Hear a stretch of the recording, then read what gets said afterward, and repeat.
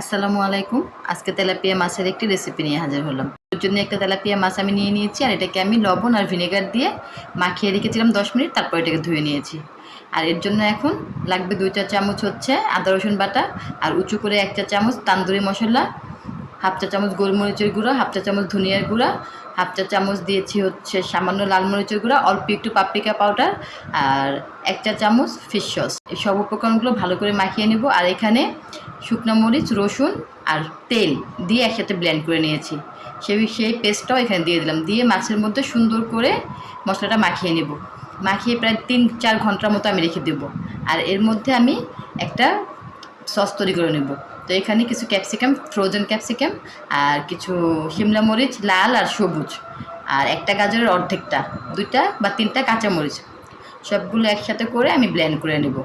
Blend করে নিলেই আমার এই একটা সস তৈরি হয়ে যাবে। আর প্রায় 2-3 ঘন্টা হয়ে গেছে, মাছটা আমার মশলা দিয়ে মাখিয়ে রেখেছিলাম, এর মধ্যে সামান্য তেল মেখে নিয়েছি। এখন একটা ফ্রাই প্যানে একটু বেশি করে তেল দিতে হবে, দিয়ে তেলটা যখন খুব বেশি গরম হয়ে যাবে তখন এই মাছটা ছেড়ে দেব। ছেড়ে দিয়ে মিডিয়াম আঁচে মাছটাকে একটু সময় নিয়ে ভাজতে হবে। এক পাশ ভাজা হলে তারপরে আস্তে করে উল্টাতে হবে। যখন একটা পাশ ভাজা হয়ে যাবে তখন খুব সাবধানে আস্তে করে মাছটাকে আমি উল্টে দেবো। এই যে আমার একটা সাইড সুন্দর করে ভাজা হয়ে গিয়েছে, এখন আমি ঠিক অপর পাশটা এভাবে করে ভেজে নেব, এবং 2টা পাশ যখন ভাজা হয়ে যাবে তখন সাইডগুলোকেও একটু তেলের মধ্যে চাপ দিয়ে একটু ভেজে নিতে হবে, তাহলে পুরো মাছটা খুব সুন্দর করে ক্রিস্পি ভাজা হয়ে যাবে। এভাবে করে আমি ঘুরিয়ে ঘুরিয়ে সব সাইডটা ভেজে নিলাম। এখন 2টা চামচের সাহায্যে আমি মাছটাকে সুন্দর করে উঠিয়ে রাখবো। এখন সেই ফ্রাই প্যানের তেলের মধ্যে আমি পেস্টটা করে রেখেছিলাম যে সেটা দিয়ে দিব, দিয়ে এটাকে খুব ভালো করে কষিয়ে নিতে হবে। প্রায় 3-4 মিনিটের মতো তেলের মধ্যে খুব ভালো করে কষিয়ে নিতে হবে, যাতে কাঁচা স্মেলটা চলে যায়। তারপরে এখানে 2টা বড় টমেটো আমি গোল গোল করে কেটে নিয়েছি, আর এখানে বেশ কিছুটা পেঁয়াজ দিয়ে দিয়েছি। প্রায় 3-4টা মতো পেঁয়াজ আমি একটু মোটা মোটা করে গোল গোল করে কেটে নিয়েছি। আর 2টা বড় কোয়া রসুন দিয়েছি, 2টা কাঁচামরিচ দিয়েছি, আর সেই মরিচের পেস্টটা দিয়েছি 1 চা চামচ, দিয়ে খুব ভালো করে মশলার সাথে কষিয়ে নিতে হবে।